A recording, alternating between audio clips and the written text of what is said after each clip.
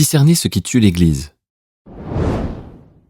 Pour que l'Église soit vivante et demeure vivante, en plus d'une bonne vision, il est nécessaire de pouvoir discerner ce qui la tue, ce qui l'éteint.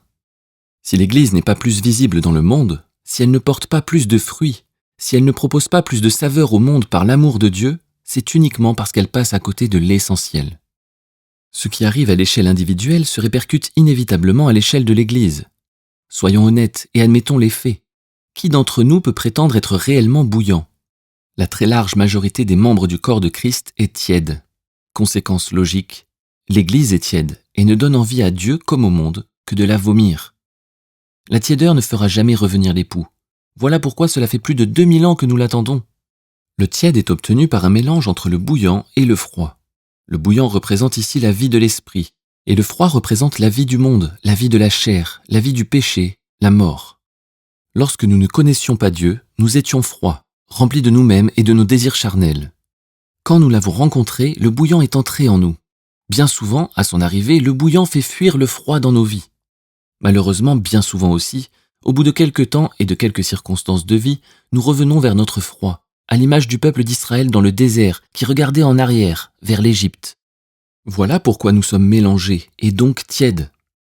Jésus a dit « Veillez et priez, afin que vous ne tombiez pas dans la tentation.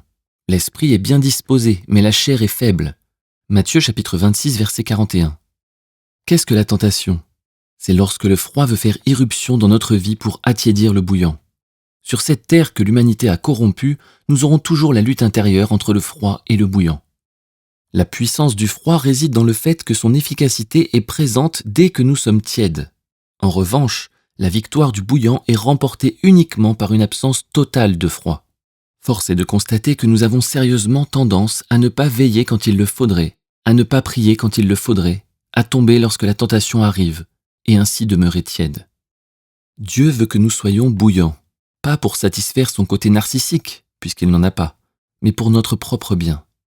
Comme pour tous les commandements divins, le but c'est notre bien, pas le sien.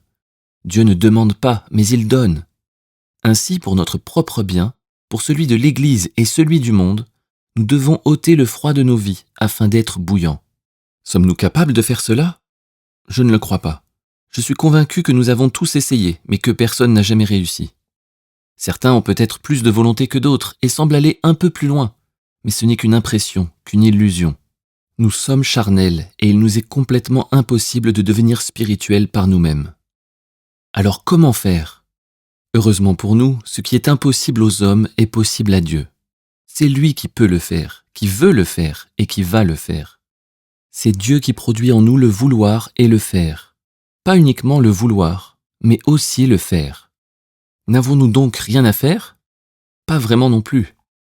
Une attente passive ne produira rien, j'en suis certain. C'est par la foi que nous pourrons ôter le froid de nos vies et ainsi devenir bouillants. C'est par la foi, comme pour tous les aspects spirituels de nos vies. Prenons l'exemple de la guérison. Nous savons pertinemment qu'aucun être humain n'a le pouvoir de guérir les malades en lui-même. Seul l'Esprit de Dieu peut faire cela. Mais le fait-il sans nous ?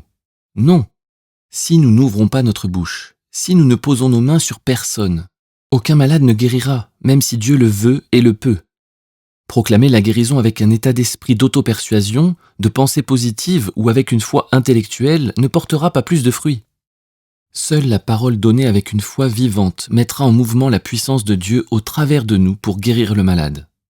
Malheureusement, nous pouvons croire sans avoir la foi. C'est ce qui nous rend inefficaces et qui nous amène dans la confusion. Croire avec notre cerveau, notre intellect, notre raisonnement, ce n'est pas la foi. La foi, c'est croire avec notre cœur, avec notre esprit. Cette foi-là fait toute la différence, car elle est 100% efficace. La vie de Jésus nous l'a bien montré. C'est grâce à cette foi que nous pourrons devenir et rester bouillants. Comment l'obtenir ? Par la prière, bien entendu. Le père de l'enfant possédé qui se jetait dans le feu et dans l'eau l'avait bien compris. Jésus lui dit « Si tu peux, tout est possible à celui qui croit. » Aussitôt le père de l'enfant s'écria « Je crois, viens au secours de mon incrédulité. » Le besoin de cet homme n'était pas premièrement la délivrance de son fils, contrairement à ce qu'il pensait. Son incrédulité devait disparaître pour laisser place à la foi de laquelle découle la vie du ciel, incluant évidemment la guérison de son enfant. Comme ce père, nous pensons connaître nos propres besoins, mais en réalité nous regardons bien souvent juste les symptômes de nos réels besoins. Ne nous contentons pas de nous occuper que de la partie visible de l'iceberg, mais traitons plutôt les problèmes à la racine. Si nous devenons bouillants, la totalité de nos soucis actuels sera vite réglée. Dans l'urgence de sa situation, cet homme a supplié Jésus d'avoir compassion de son fils. Mais nous n'avons pas besoin d'attendre que les circonstances nous pressent pour demander ce que Dieu nous a finalement déjà donné. La prière ne se résume pas à une liste de requêtes et de supplications. La prière est un échange, un partage, un enrichissement relationnel. Il s'agit de l'intimité avec l'Esprit de Dieu qui vit en nous. Nous en revenons toujours au même. Les choses de Dieu viennent toutes seules lorsque nous sommes avec lui, pas autrement. La foi qui déplace les montagnes vient toute seule lorsque nous cherchons notre Père et demeurons en sa présence.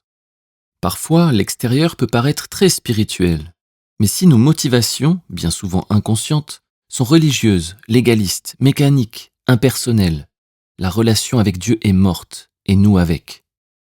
Ce qui tue l'Église est donc ce qui nous tue individuellement. Une relation avec Dieu absente, distante, mitigée. La seconde génération de l'Église ne peut pas vivre comme cela. Elle doit être bouillante.